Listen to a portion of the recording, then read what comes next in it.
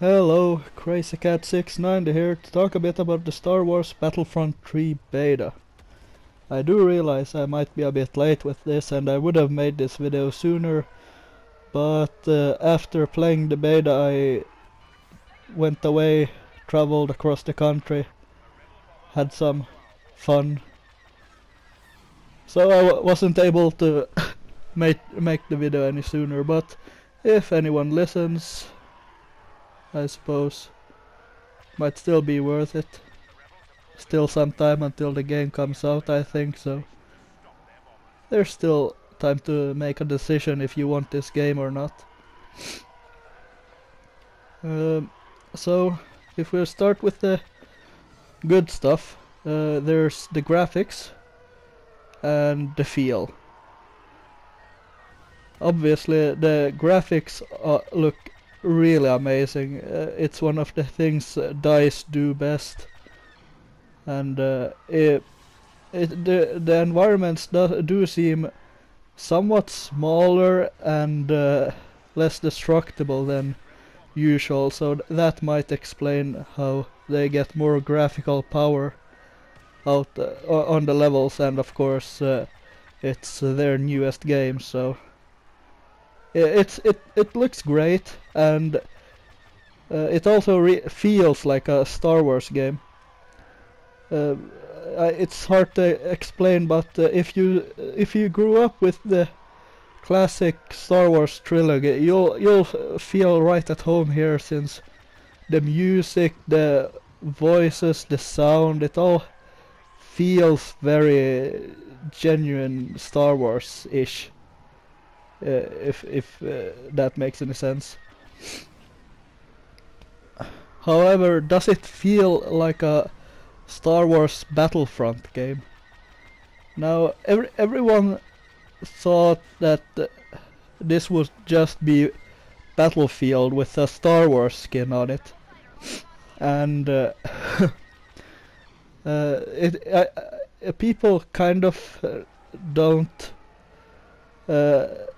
acknowledge the fact that it already was that, and the problem with this game is that they should have made it more like Battlefield, because right now it's kind of awkward how like take vehicles for example. They don't appear on the battlefield and then you just hop in. You collect these things like orbs or whatever on the battlefield, and then you call one in and then you get to control it. Same with heroes. That's how you get to control them, and well, the system works kind of. Doesn't really feel like a proper Battlefront experience, because in those old games you had like hangars and spawns where vehicles appeared, and you took control in a similar fashion to Battlefield. You'll have to excuse if my voice is a bit bad. I have quite a heavy cold right now, so sorry about that. So yeah, the problem is that they did the opposite of what people feared, I think. Doesn't really feel like a Battlefront game. The infantry combat does have the Battlefront feel. It's hard to explain, but if you play third person or first person for that matter, it does feel like a more classic game. The whole Battlefront thing, where there's no iron sights or anything. It all feels real good, and I actually preferred playing in third person because it felt better to play that way.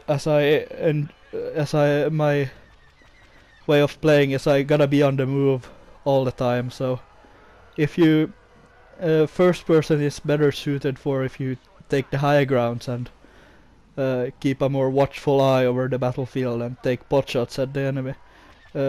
I think third person works better for when you run around, like I do mostly. As you can see in the video, I did get to control the TIE fighters, are they? My Star Wars knowledge isn't that great. But the air combat did feel really good. Surprisingly good, because on console I played on PS4, of course. The controls for air vehicles in the Battlefield games have always felt really awkward to me, and could never learn to fly the helicopter, so it was surprising that they got these. They got it to feel so good here. The problem is too few could be in the air at the same time. It was like two versus two, and I know the air combat wasn't the focus here, but it was very hard to keep a balance. I mean, me and the other guy, we could fly, so whenever a rebel spawned, they got shut down pretty quickly, and it was often 2 versus 1 or something like that. So it didn't really. It didn't feel balanced. Of course, since it was only the beta, I couldn't play the game mode focused on the on dogfights. So I don't know how that works.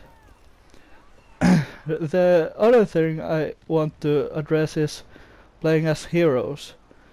Now, it was somewhat fun. They don't really feel that overpowered, but since it was a beta, you're lucky if you got to play as a hero once, and that's exactly what I did.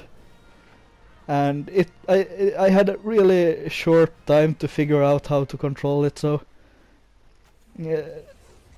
it kind of highlights a problem with multiplayer games where you pick up these special rewards very rarely, as you don't have the time to figure out how it works. So you spawn, you fail, and that's it. And when you have something like this, a mechanic such as this, you really should have some way of letting players figure it out, like a tutorial or something where they can just mess about, so they know how it works when they actually get to play it. Because otherwise it can lead to heartbreaking frustration, to say the least. Let's see. Yeah, but it worked pretty fine otherwise. That's the heroes is pretty much the only thing that should work like that. It's a random pickup that you can find. That's probably the best and most balanced way to do it. The spawns are also kind of questionable. I would have appreciated a way to choose a bit where you spawn, but suppose you can't get it all. But it is a Battlefront game, and Battlefront 1 and 2 did allow you to pick your spawn, so it's kind of weird how it's like they try to make it clear that this is not just Battlefield with a Star Wars skin. It's like they made such an effort that it stopped being Battlefront. If that makes any sense. Like, if you watch this gameplay, the ground combat is very Battlefront. It worked really well, and the leveling system was nice. It's the usual thing you get in online games today. Now, this game is multiplayer only. You can play some co-op either. Well, I think it's called like missions or something, where you like survive against enemies for a certain set of rounds or something, which you can play with a friend or alone. But that's not really a campaign, and that's also highlighting a problem today. Rainbow Six Siege is also one of those multiplayer only games, which it kind of highlights the whole thing with costs for games. Like, should a game that only has single player or only has multiplayer, should they cost the same? Now, a single player I kinda get. If I buy a single player game, I can play that game and enjoy it for as long as the console or gaming system I have it for works and the game works and all that. But a multiplayer game like Star Wars Battlefront or Rainbow Six Siege, I can only enjoy it as long as there's a community for it and the publisher thinks it's worth keeping servers active. If this game flops and no one plays it, it's likely that EA will just shut down servers for it in like a year or two. I don't think that'll happen because it's looking real popular, but you know, it's a worst case scenario, and then everyone who bought it for like $60, or if you if you did the mistake of paying $130 for it via Origin or something, please don't do that. Don't support EA that way. But let's say you buy it for $60 or euros or whatever, and then they shut down the servers. Then you'll be stuck with a pretty expensive disc that can do nothing. Sorry. So, in my opinion, multiplayer games at least should be much cheaper than games that offer both single player and multiplayer, or just single player.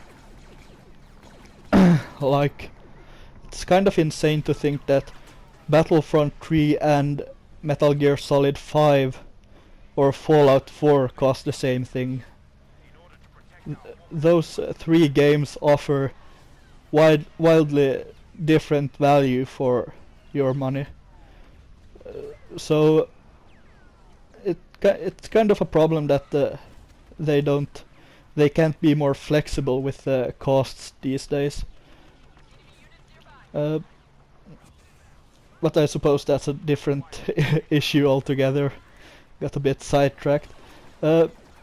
Gonna summarize.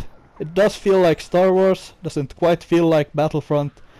It's a good game, and if you're into a competitive multiplayer, this will probably be just the game for you. But if you want a but if you like played Battlefield or something and only spend an hour or so on it each time, you might want to wait for a cheaper price for this. That would be all. Thanks for watching. Hope you got something useful out of my incoherent ramblings.